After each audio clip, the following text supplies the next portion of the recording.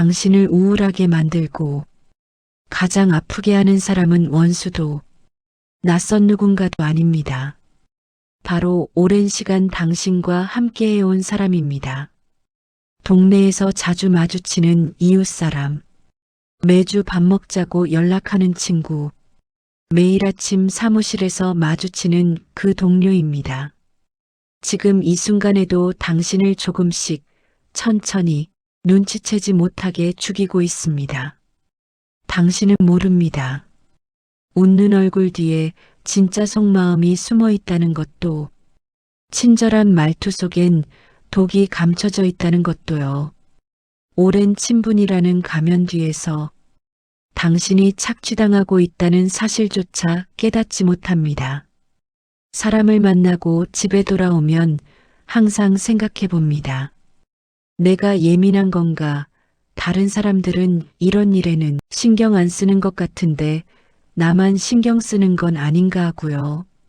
너무 작은 일에 상처받는 내가 이상한가? 친구는 나쁜 의도가 없었을 텐데 내가 오해하는 건 아닌지, 내가 너무 까다로운 건 아닌지 하고요. 그리고 결론을 내립니다. 내 잘못이라고, 내가 더 참아야 한다고, 내가 더 이해하고 착한 사람이 되어야 한다고요. 당신 잘못이 아닙니다. 당신이 예민한 것도 이상한 것도 아니고 까다로운 것도 아닙니다. 당신만 그런 게 아니라 많은 사람들이 똑같은 고민을 하며 혼자 속으로 삭이고 아무한테도 말하지 못한 채 살아갑니다. 사람들 만나고 오면 머리가 지끈거리고 집에 돌아오는 길이 무겁습니다. 왜 그럴까요?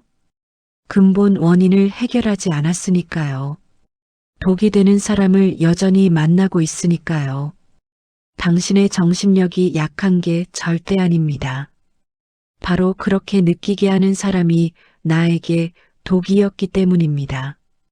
당신을 병들게 하고 나의 에너지를 조금씩 빼앗아가는 사람, 당신 자존감을 매번 깎아내리고 우울하게 만드는 사람입니다. 당신 몸은 이미 알고 있습니다. 그래서 계속 경고를 보내는 겁니다. 인천에서 은행원 일을 하며 사는 58세 수진 씨도 그랬습니다. 30년 동안 몸이 경고를 무시하며 독이 되는 사람들을 계속 만났고 그 결과 우울증 약을 3년 동안 먹었습니다. 하지만 4년 전 수진은 깨달았습니다. 그리고 관계를 정리하기 시작했습니다. 지금 수진은 완전히 다른 사람이 됐습니다. 우울증 약을 끊었고 웃음도 많아졌고 표정이 밝아졌습니다. 오늘 이 영상에서 수진이 어떻게 독이 되는 사람들을 정리했는지 구체적인 방법까지 모두 알려드립니다. 관계를 끊어야 한다는 5가지 신호와 반드시 멀리해야 하는 유형의 사람들을요. 30년 고민하던 문제의 해답이 여기 있습니다. 끝까지 봐주세요. 당신이 고민을 해결해드리고 인생을 바꿔드리겠습니다. 이 영상이 마음에 드셨다면 한 줄의 위로 구독과 좋아요 부탁드립니다. 이제부터 시작하겠습니다. 첫 번째로 이런 사람을 조심하세요. 나만 손해보는 관계. 수진에게는 같은 직장 은행 동료인 정희가 있었습니다. 점심시간마다 같이 밥을 먹었는데 항상 수진이가 계산을 했습니다. 정희가 낼 차례가 되면 화장실 간다거나 전화가 왔다며 자리를 피하고 지갑을 깜빡했다며 다음에 내가 계산할 테니 오늘만 수진 씨가 계산해 달라는 식으로요.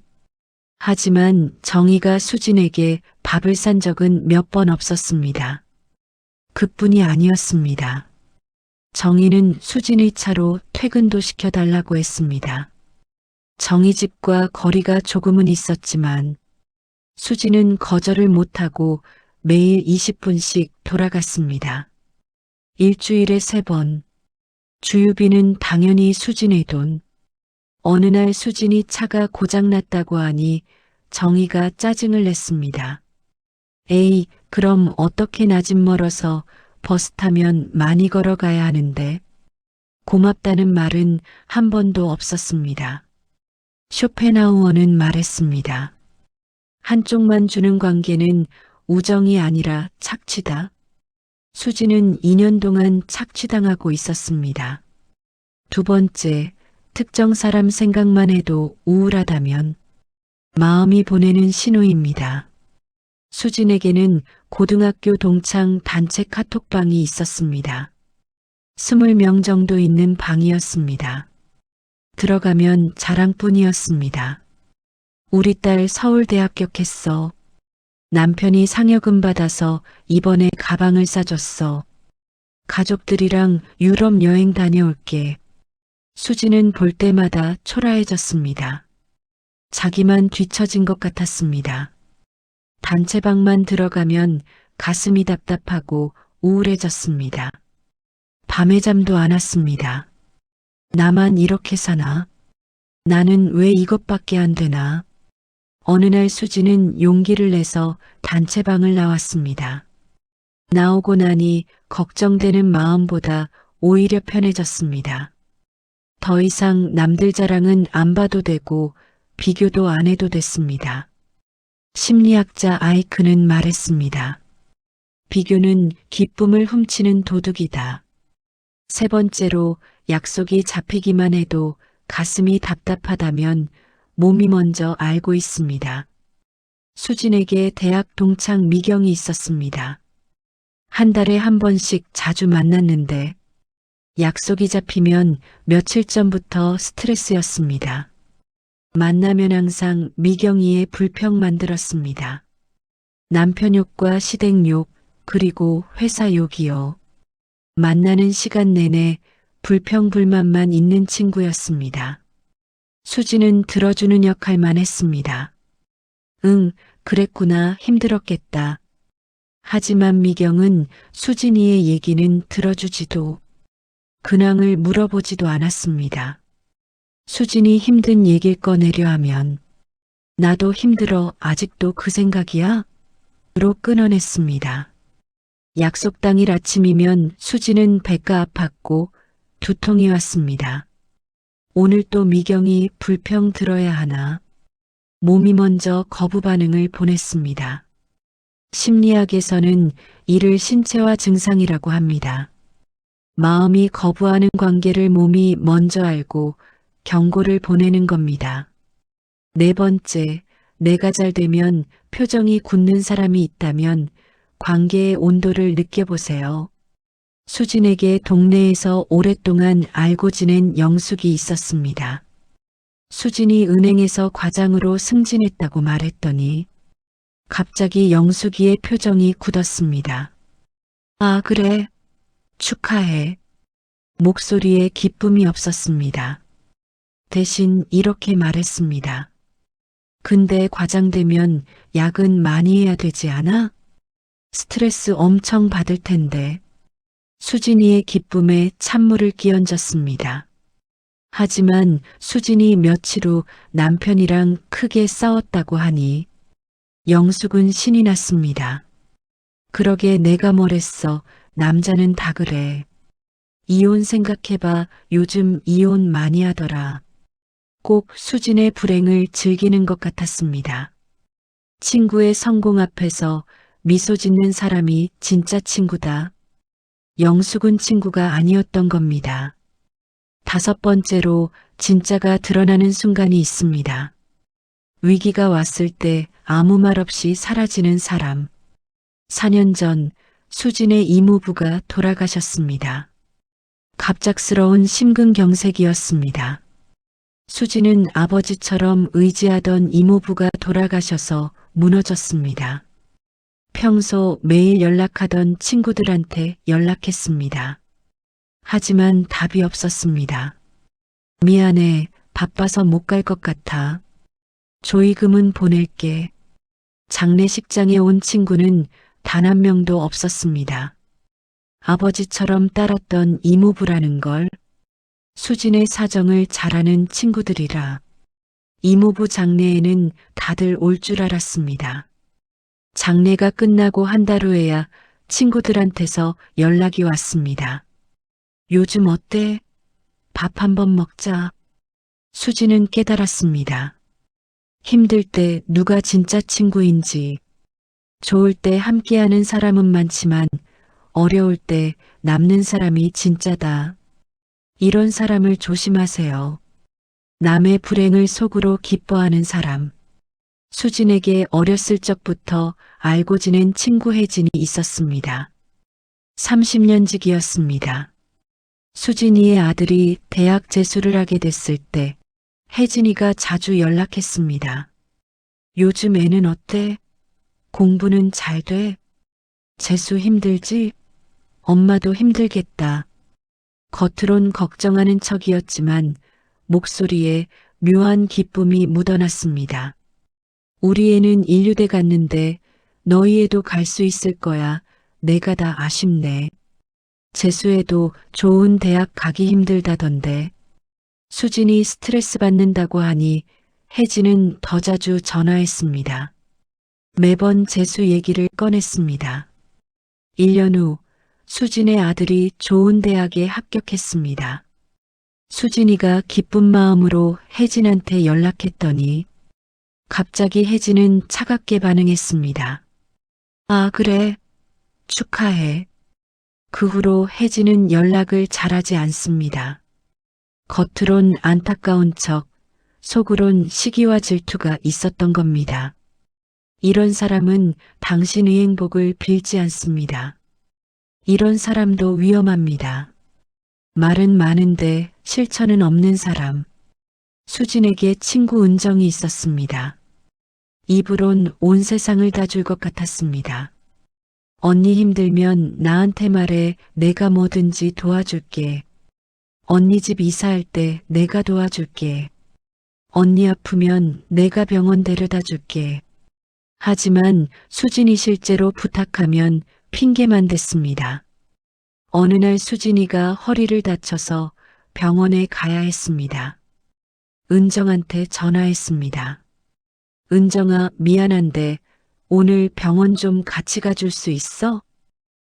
미안해. 오늘 약속 있어서. 그럼 내일은? 내일도 바빠. 다음에 꼭 도와줄게. 다음은 오지 않았습니다.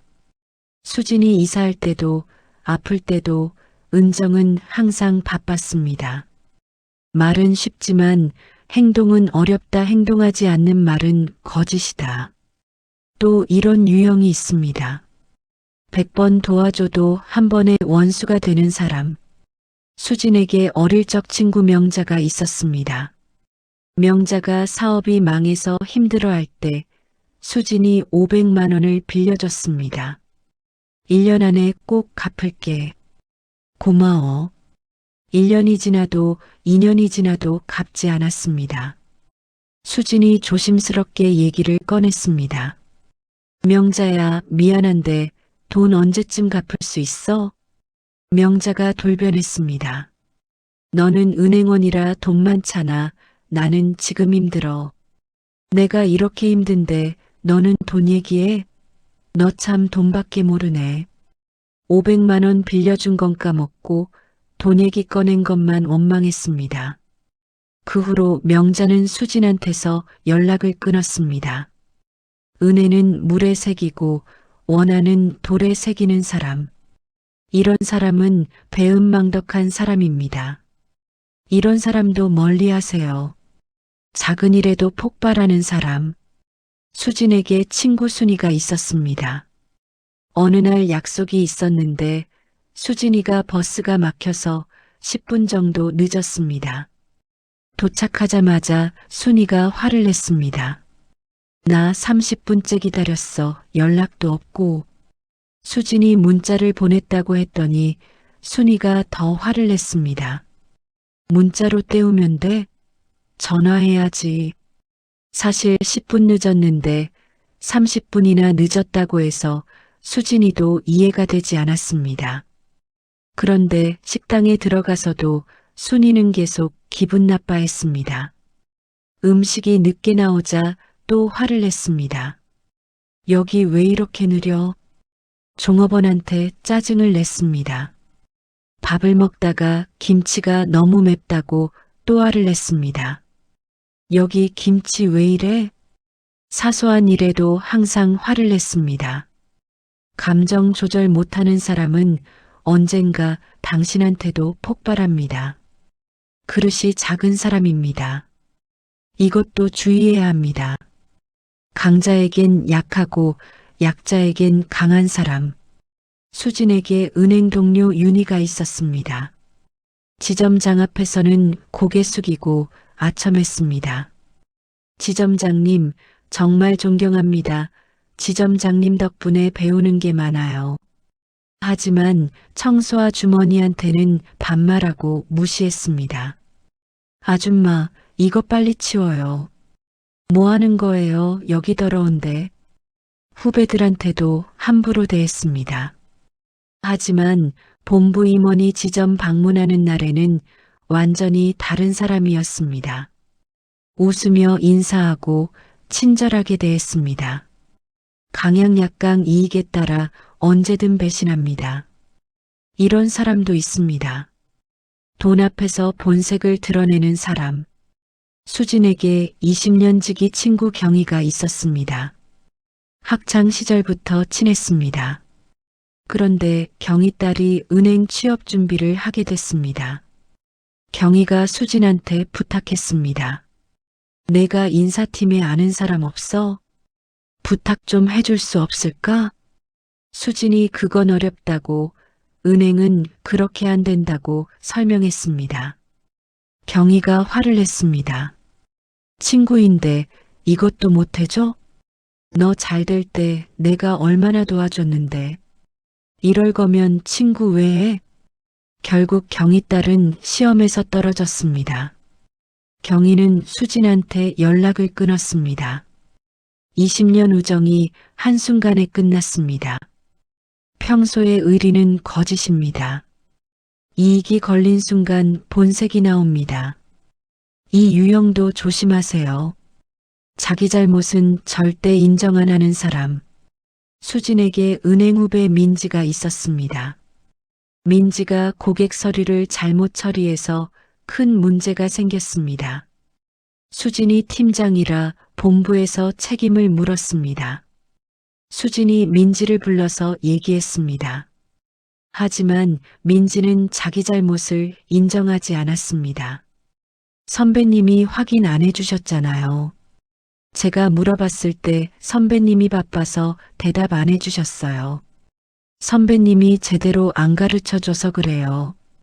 모든 책임을 수진한테 돌렸습니다. 나중에 본부에 보고할 때도 민지는 수진 탓만 했습니다. 반성하지 않는 사람은 발전이 없습니다. 그리고 언젠가 당신을 희생양으로 삼습니다. 그런데 수진은 언제까지 이렇게 살아야 할까요? 57이 되던 해 어느 날이었습니다. 딸이 집에 놀러 왔습니다. 저녁을 먹다가 딸이 물었습니다. 오늘도 미경이 모를 만났냐고요. 수진은 그렇다고 점심을 먹었다고 대답했습니다. 딸이 또 엄마가 밥값을 냈냐고 물었습니다. 수진은 대답을 못했습니다. 맞았으니까요. 딸이 한숨을 쉬었습니다.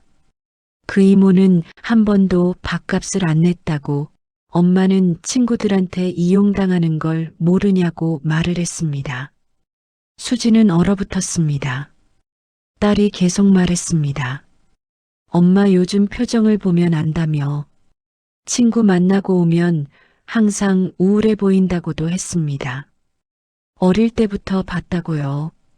엄마가 친구들한테 전화 오면 한숨을 쉬고 밥 먹고 오면 머리 아프다고 했다고요.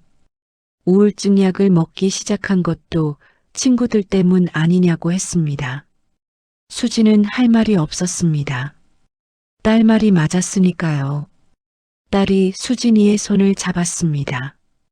왜 그렇게 사는지 모르겠다며. 착한 사람 소리 들으려고 그러는 거면 이제는 그만두라고 했습니다. 엄마 인생인데 엄마가 행복해야 하는 거 아니냐고요. 수지는 눈물이 났습니다. 딸은 엄마가 웃는 걸 보고 싶다고 했습니다. 친구 만나고 와서 우울해하는 엄마가 아니라 진짜 행복한 엄마를 보고 싶다고. 수지는 그날 밤 잠을 못 잤습니다.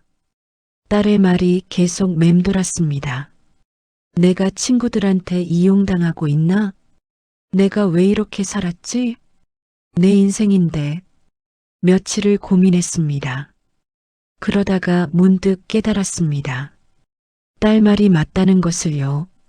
친구들 만나고 오면 항상 우울했습니다. 밥값 내고 차 태워주고 불평불만만 듣거나 내 얘기는 못하고 자랑만 들어주며 친구들과 만남을 이어왔다는 것을요. 집에 돌아오면 기진맥진했습니다. 이게 진짜 우정일까? 수지는 결심했습니다. 관계를 정리하기로요. 나를 아프게 하는 사람들을 인생에서 지우기로 했습니다. 처음엔 무서웠습니다. 20년, 30년 알고 지낸 친구들인데 끊으면 내가 나쁜 사람이 되는 건 아닐까?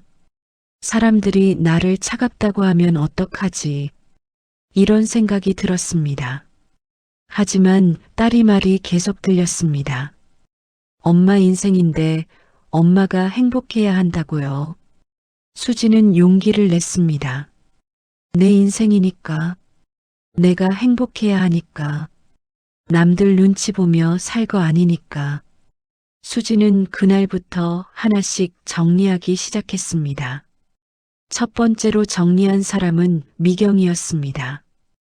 불평만 하는 친구요. 다음 주에 만나자고 미경이한테서 문자가 왔습니다.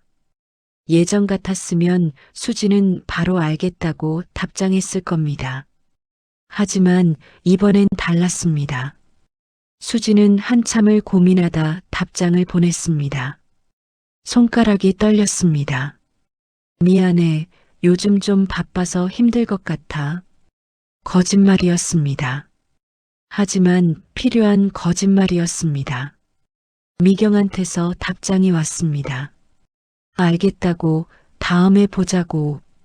수지는 핸드폰을 내려놨습니다. 가슴이 두근거렸고 죄책감이 들었습니다. 내가 너무한 건가? 하지만 동시에 안도감도 들었습니다. 이번 주말에 미경이 불평을 안 들어도 되는구나. 다음 달에도 미경이한테서 만나자는 문자가 왔습니다. 수지는 바빠서 힘들다고 또 거절했습니다. 석 달쯤 지나자 미경이한테서 연락이 뜸해졌습니다. 결국 연락이 끊겼습니다. 수지는 섭섭하지 않았습니다. 오히려 편했습니다. 더 이상 미경이의 불평을 안 들어도 되니까. 두 번째는 밥값을 한 번도 안 내는 직장 동료 정이었습니다. 점심시간이 됐습니다. 수지는 이번엔 다르게 생각했습니다. 마지막으로 한번 해보자. 식당에 갔습니다. 밥을 먹고 계산할 시간이 됐습니다. 정희가 슬슬 화장실 가려고 일어났습니다. 수진이 먼저 말했습니다. 정희 씨, 오늘은 정희 씨가 내는 거죠? 크게 말했습니다. 주변 사람들이 다 들을 정도로. 정희가 당황했습니다. 어나, 오늘? 네, 그동안 20번은 넘게 제가 냈으니까 이번엔 정희 씨 차례죠. 20번? 네, 아마 더 될 수도 있어요. 정희는 얼굴이 빨개졌습니다. 주변 동료들이 다 쳐다봤습니다. 정희는 어쩔 수 없이 계산을 했습니다.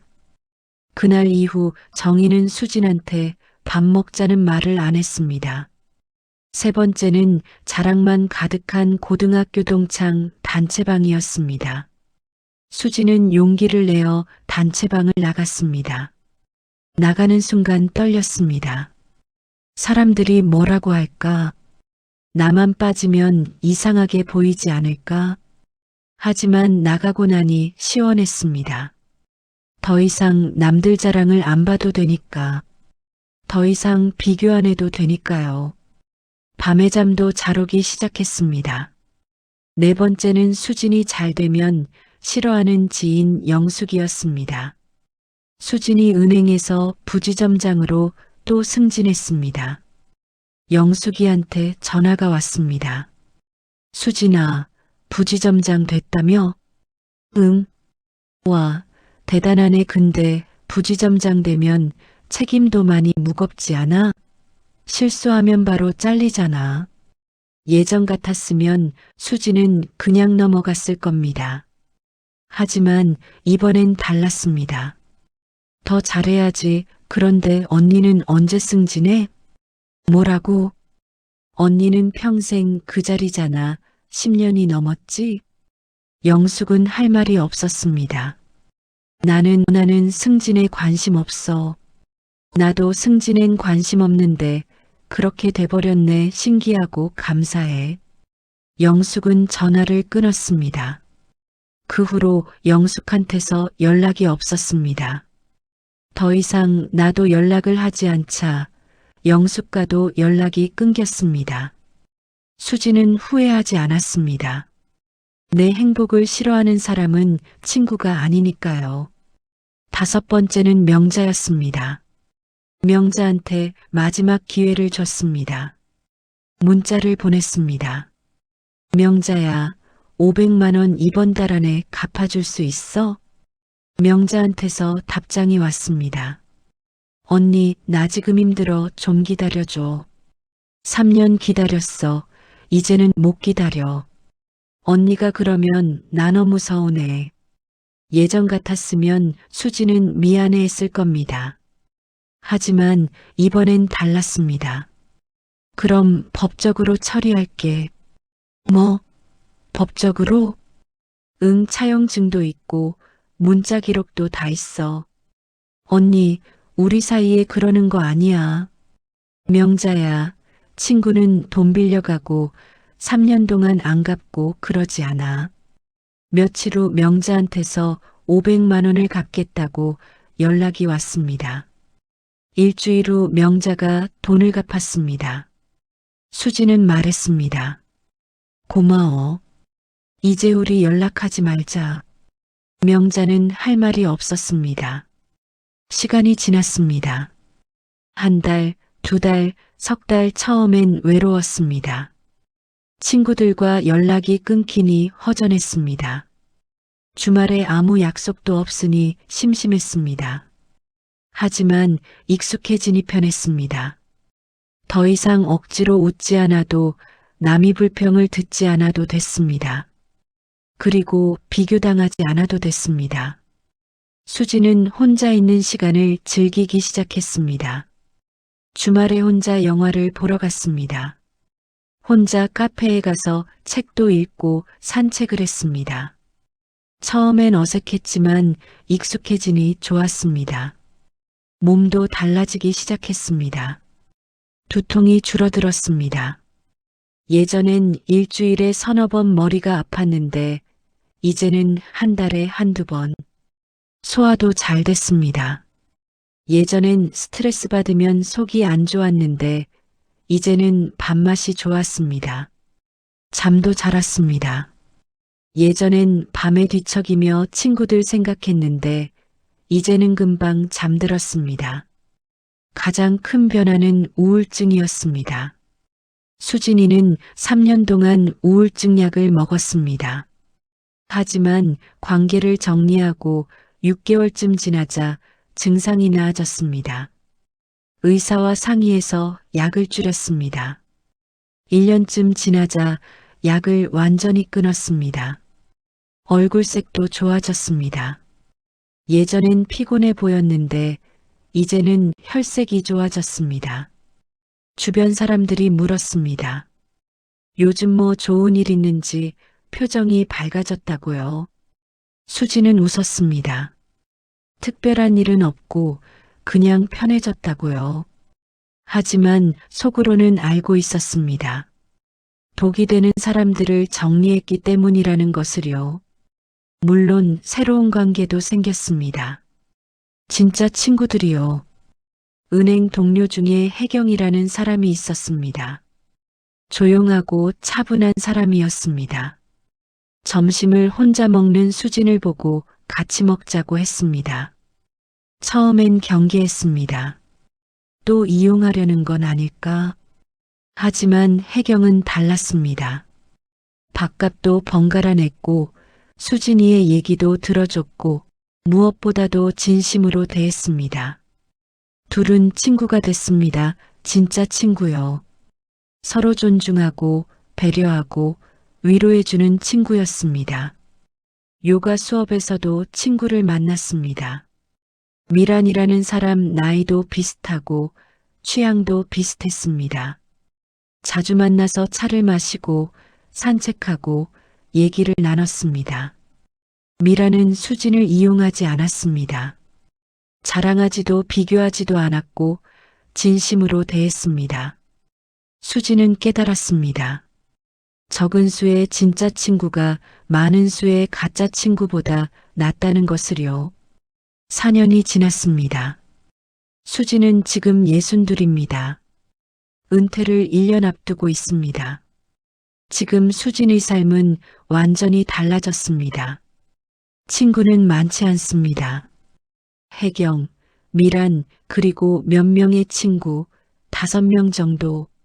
하지만 모두 진짜 친구입니다. 한 달에 한두 번 만나서 차를 마시며 산책하고 진심 어린 대화를 나눕니다. 서로 이용하지 않고 비교하지 않습니다. 서로 존중합니다. 명절도 편해졌습니다. 예전엔 동창 모임, 친구 모임으로 바빴습니다. 억지로 웃으며 자랑 듣고 비교당하고 스트레스 받았습니다. 하지만 지금은 가족들하고만 보냅니다. 조용하고 평온합니다. 주말도 달라졌습니다. 예전엔 친구 약속으로 꽉 찼습니다. 하지만 약속이 잡히면 며칠 전부터 스트레스였습니다. 지금은 약속이 적습니다. 대신 혼자 있는 시간이 많습니다. 책을 읽고 영화를 보고 산책을 합니다. 혼자 카페에 앉아 커피를 마시며 창밖을 봅니다. 평온합니다. 건강도 좋아졌습니다. 우울증 약을 끊은 지 3년이 됐습니다. 두통도 거의 없습니다. 소화도 잘 되고 잠도 잘 옵니다. 얼굴색이 좋아졌고 표정도 밝아졌습니다. 딸이 말했습니다. 엄마가 요즘 정말 행복해 보인다고. 예전엔 항상 피곤해 보였는데 지금은 편안해 보인다고 했습니다. 수진도 느낍니다. 지금이 인생에서 가장 평온하다고요. 심리학 연구에 따르면 인간관계의 질이 행복에 가장 큰 영향을 미친다고 합니다. 많은 친구보다 진짜 친구 몇 명이 더 중요하다고. 독이 되는 관계를 끊는 것이 우울증 치료에 효과적이라고요.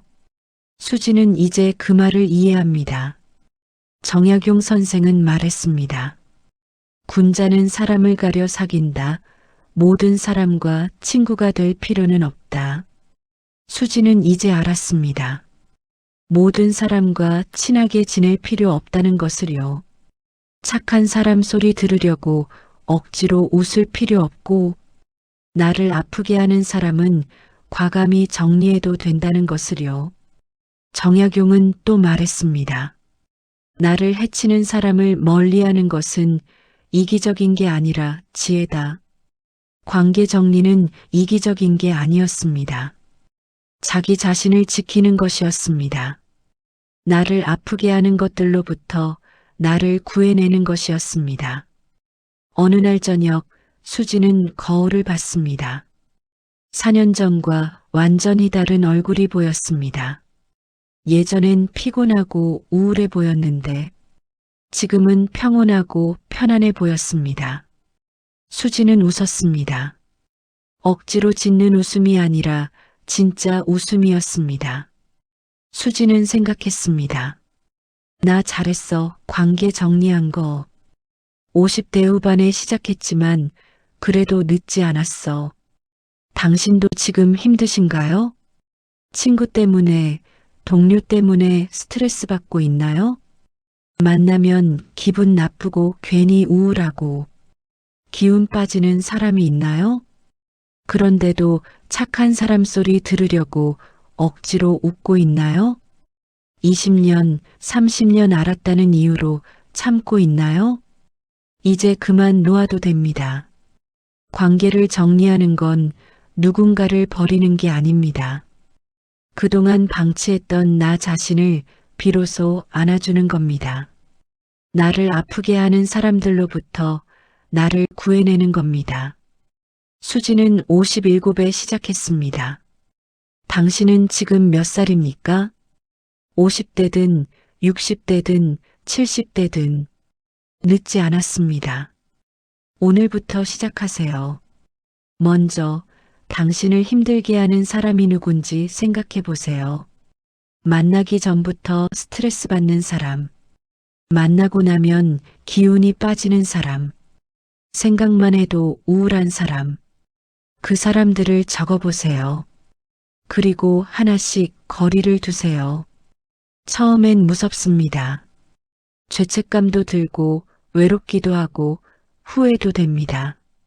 하지만 시간이 지나면 알게 됩니다. 그게 옳은 선택이었다는 것을요. 진짜 친구는 남습니다. 나를 진심으로 아끼는 사람은 떠나지 않습니다. 그리고 나를 존중하는 새로운 사람들을 만나게 됩니다. 인생은 짧습니다. 남은 시간을 나를 아프게 하는 사람들과 보내기엔 너무 아깝습니다. 이제 나를 위해 살아도 됩니다. 착하게만 살 필요 없습니다. 나를 먼저 사랑해도 됩니다. 수진이 그랬습니다. 당신도 할 수 있습니다. 오늘부터 시작하세요. 나를 힘들게 했던 사람과 관계를 정리했던 순간, 아직도 고민 중인 관계들, 댓글로 여러분의 이야기를 들려주세요. 여러분의 경험이 누군가에게 용기가 됩니다.